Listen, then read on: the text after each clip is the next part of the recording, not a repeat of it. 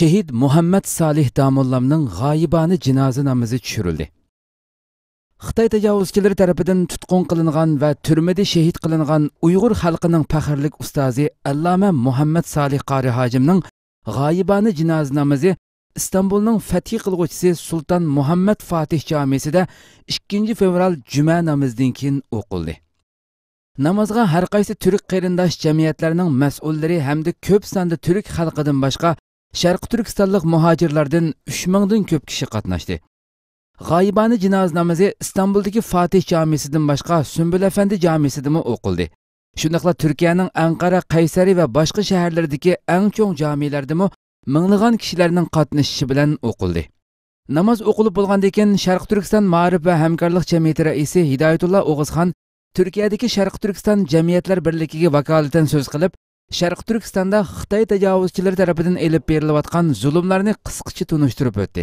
Bu bir avuç insanın başında en önde Allama Muhammed Salih Damollam Doğu Türkistan halkının dinsizleşmemesi için kaybedilen bütün değerlerimizin iadesi için adeta Firavun'un kasrında Musa gibi Çin rejiminin kanunları idaresi içerisinde Doğu Türkistan halkının dinini yaşamalarını sağlamak için, dinini öğrenebilmeleri için elinden gelen bütün çabaları sarf ederek ilk Kur'an-ı Kerim'i mealini ta bugüne kadar istifade ettiğimiz tek bizim merciğimiz olan Kur'an-ı Kerim'in mealini tercüme etmiştir. Bu meal hala bugün Türkiye'de Türkiye Cumhuriyeti Diyanet Vakfı tarafından binlerce adet basılmıştır. Muhammed Salih Damollam sadece Doğu Türkistan'da değil, İslam aleminin birçok ülkesine giderek Doğu Türkistan ve Çinli Müslümanların dertlerini dinlendirmiş. Oradaki Müslümanların selamını bütün İslam alemine götürmüş ve birçok İslam ülkelerindeki devlet adamlarıyla görüşerek üstün hizmet ödülleriyle ödüllendirilmiştir. Arkadan Şehit Muhammed Salih Qari hojimning Norvegiyadan kelgan jiyan qizi Nafisa xonim bayonot e'lon qilib, Türkiye hükümeti shundaqla Cumhur Reisi Recep Tayyip Erdoğan'dan şehit ailening izdirikini qilib berishini, bütün bir ailening hech qanday izdirikini ololmayotganligini bildirdi. Hamda bu ahvolning yolg'iz o'zining oilasi emas, balki bütün Uyg'ur xalqining beshiga kelayotganligini bildirib, hukumatni bu ishlarni tekshirishga va Uyg'ur xalqiga ega chiqishga chaqirdi. Arqadan Xalqaro huquqchilar birligi raisi Najati Jaylon so'z qilib, Sharq Turkiston da'vosi bizning da'voyimiz. Turklar Sharq Turkiston da'vosiga ega bo'lib qolmay, balki Falastin va dunyodagi barliq mazlumlarga ega bo'ladi deganlarni bildirdi. Keyin Turkiyadagi mashhur da'vatchilardan Siyar Vaqfi raisi Muhammad Amin Yildirim muhim so'z qilib, Sharq Turkistondagi zulmni hammaga hamda dunyoga bildirishimiz lozim. Sharq Turkiston musulmonlari Xitoy tarafidan o'ltirilyapti. Shunga men Turkiyadagi barliq jamiyat va vaqflarni avval Sharq Turkiston muhojirlariga yordam qilishni o'zining mas'uliyati deb bilishini hamda ularni yolg'iz qo'ymaslikka chaqiraman deganlarni bildirdi.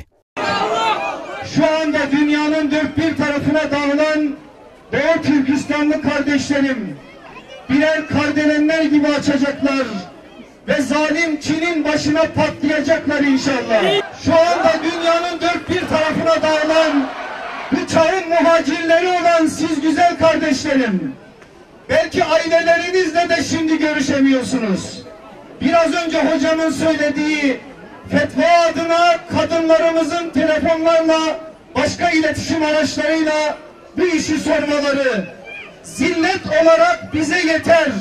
Eğer bizde biraz bu manada namus ve iman varsa Doğu Türkistan bundan sonra hepimizin en önemli gündemi olmalıdır.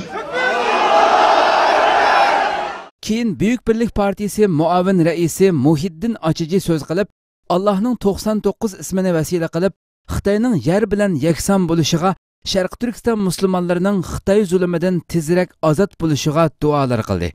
Oxirida namoz qatnashgan barliq qarindoshlar Shahid Muhammed Salih Qari hojimning shahodatini qabul qilishni Allohdan tilash bilan birga Sharq Turkistondagi qarindoshlarimizning Xitoy zulmidan tezroq qutulishini tilab duolar qildi va jarangliq Allohu akbar sadolari bilan oxirlashdi. Masumlar hürmetine, boynu bükükler hürmetine, beni bükükler hürmetine, gelini ve kızı tecavüze uğrarken ağıt yakan sanıyorlar hürmetine, zalimçini kahrı perişan eyle, zalimçini kahrı perişan eyle, komünistçini kahrı perişan eyle, düşmanlarımızı kahrı perişan eyle, dini diyanet adına, bayrak adına, hür ve ahrar, ebrar ve ahyar bir nesil olsun diye, şerefli bir nesil olsun diye, yeryüzünde cihad eden Müslümanları ve ordumuzu mansur ve muzaffer ve müeyyed ve galip eyle Allah'ım.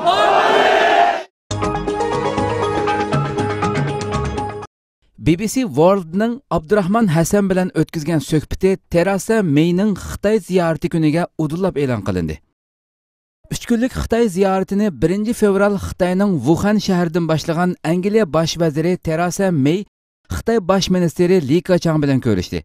May ko'rishda ziyoratining Angliya Xitoy munosabatlaridagi oltin davrini texmo kuchaytirganligini va barliq masalalarni ochiq-oshkora kengash qildiganliklarini aytdi. U yana Xitoy bilan erkin savdo kelishimi hosil qilishni xohlaydiganligini bildirib, Angliya shirkatlarini Xitoydagi faoliyatlarini o'ngishli elib berish uchun kuch chiqarishga chaqirdi.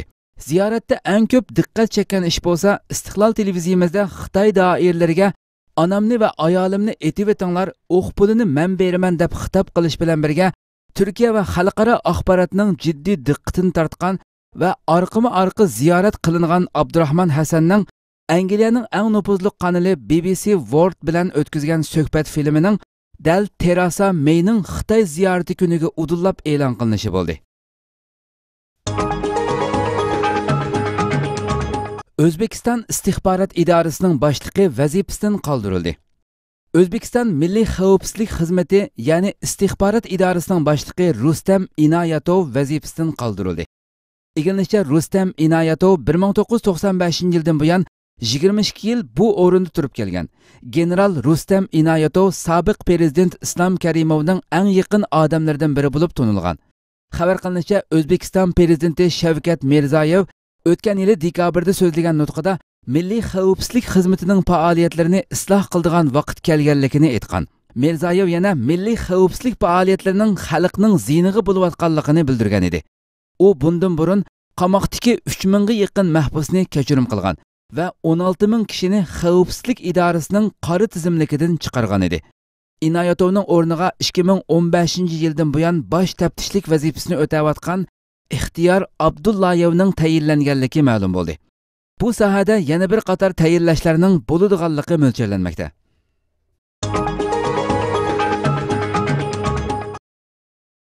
Piyoda minib Anqaraga yetib keldi. Xitoyning Sharq Turkistondagi zulm va bostirishlarni fosh qilish uchun Istanbuldan piyoda yo'lga chiqqan Habiba Xo'ja Anqaraga yetib keldi. Xitoyning Uyg'urlarga selayotgan zulmlarga norozilik bildirish va dunyoning, jumladan Turkiya jamoatchiligining diqqatini tortish uchun 1-oyning 19-kuni Istanbuldan piyoda yo'lga chiqqan Habiba Xo'ja va hamrohlari 1 fevral Anqaraga yetib keldi. Turkiyadagi eng chong ommaviy tashkilotlardan biri bo'lgan Kamusen, ya'ni Turkiya kadrlar uyushmasining raisi Ismoil Konjuk apandi o'z ishxonasida ularni qabul qildi. Ismoil Konjuk apandi Habiba xonimning Uyg'urlarning dard faryodlarini anglatish uchun 500 kilometr yo'lni piyoda manganligini tabrikladi. U Sharq Turkiston vaziyatining yomonlashayotganligi va dunyo kun tartibiga kelmayotganligidan afsuslanganligini bildirdi. Hamda Sharq Turkiston da'vosi uchun bundan keyinmi qo'ldan kelishcha xizmat qilganligini aytdi. Dünya Uyg'ur qurultiyining muavin raisi Dr. Erkin Akram va Anqarada yashayotgan bir qism faoliyatchilar Habiba xonimni kutib olishga chiqdi. Habiba Xo'ja Xotan viloyatida tug'ilgan bo'lib, Xotan Milliy tibobat maktabini bitirgan. U 2,5 oy burun aka-inilarining Xitoy tarafidan tutqun qilinganligini anglab Dubaydan Turkiyaga kelgan. Turkiyani yaxshi bilib ketmasa-mu, Xitoyning besim siyosatlariga norozilik bildirish uchun Istanbuldan Anqaraga minib berishni qaror qilgan.